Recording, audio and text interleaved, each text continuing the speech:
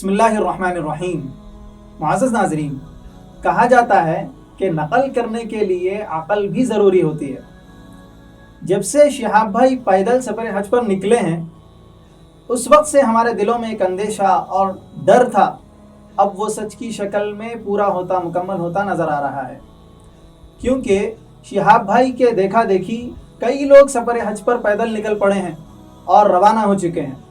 جب ان سے سوالات کیے جا رہے ہیں تو عجیب طرح کے جوابات دے رہے ہیں۔ جب ان سے پوچھا گیا کہ بھائی آپ کی کیا روٹ ہوگی، یعنی کہ آپ کس راستے سے ہو کر مکہ مکرمہ پہنچیں گے، تو جواب میں وہ کہہ رہے ہیں کہ ہم پہلے راجستھان جائیں گے، راجستھان سے جودھ پور۔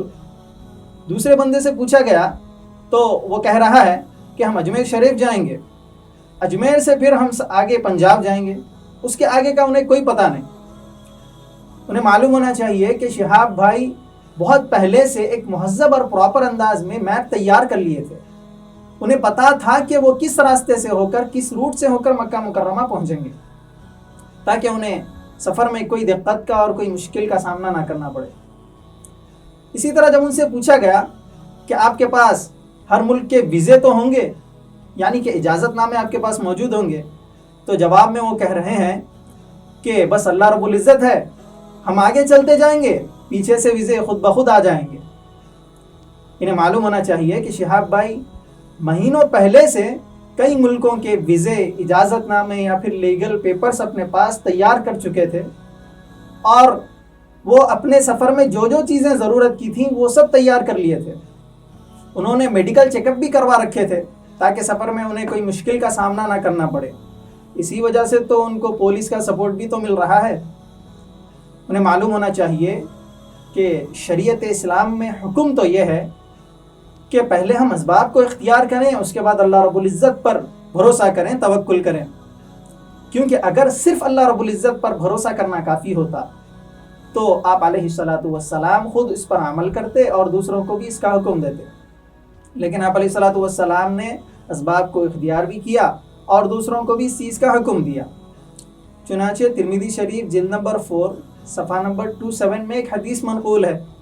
آپ علیہ الصلاۃ والسلام سے پوچھا جاتا ہے، یا رسول اللہ صلی اللہ علیہ وسلم، ہم اونٹنی کو باندھ کر اللہ رب العزت پر بھروسہ کریں یا بغیر باندھے؟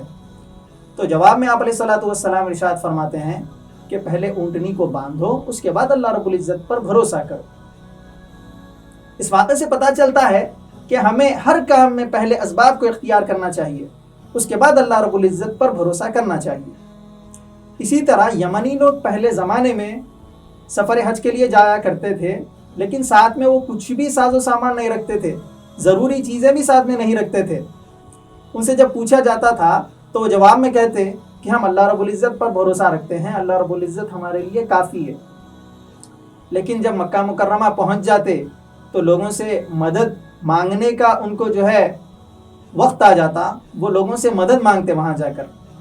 اس چیز کو دیکھتے ہوئے اللہ رب العزت نے سورہ بقرہ آیت نمبر 197 میں ارشاد فرمایا ہے، وَتَزَوَّدُوا، کہ اے لوگو اگر سفر حج کے لیے جاؤ تو جو ضروری چیزیں ہیں وہ ساتھ لے جایا کرو۔ اسے معلوم ہوتا ہے کہ بغیر ساز و سامان کے سفر حج پر نہیں جانا چاہیے۔ معزز ناظرین، اسی طرح جب ان سے پوچھا گیا کہ بھائی آپ اس طرح کیوں نکل پڑے، یعنی کہ آپ پلین سے بھی جا سکتے تھے، ٹرین سے بھی جا سکتے تھے، بحری جہازوں سے یعنی شپوں سے بھی جا سکتے تھے، تو جواب میں کہتے ہیں کہ ہم غریب ہیں اس لیے پیدل سفر حج پر نکل پڑے۔ انہیں معلوم ہونا چاہیے کہ اللہ رب العزت کسی انسان کو اس کی وسعت سے زیادہ مکلف نہیں بناتے، یعنی جو چیز انسان کر سکتا ہے اسی چیز کا اللہ رب العزت اس انسان کو مکلف بناتے ہیں۔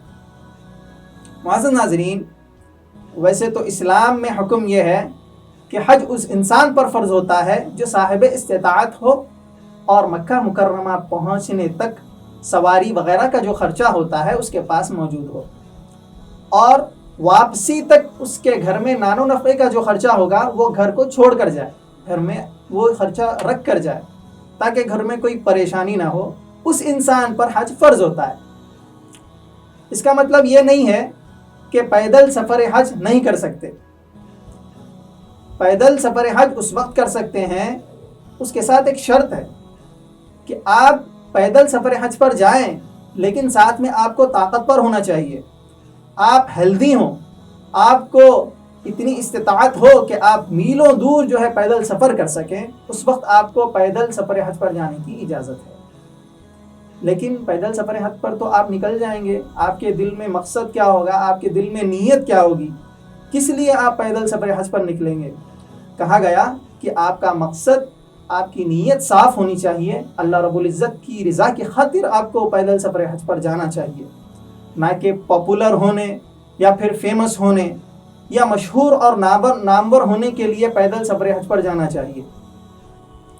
معزز ناظرین، پیدل سفر حج پر جانا جائز ہے، افضل نہیں ہے۔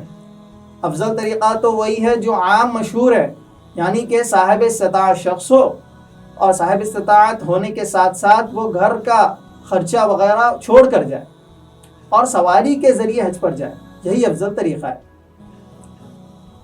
آپ لوگ اس بارے میں کیا رائے رکھتے ہیں؟ یا پھر اس مسئلے سے متعلق یا پھر دیگر مسائل سے متعلق اگر کوئی آپ کے دل میں سوال ہے تو کمنٹ باکس میں آپ اپنے سوالات لکھیں یا پھر اپنی رائے ظاہر کریں۔ اسی طرح ویڈیو کو لائک کریں، شیئر کریں، چینل کو سبسکرائب کریں۔ اللہ رب العزت ہم تمام کو عمل کی توفیق عطا فرمائے، آمین یا رب العالمین۔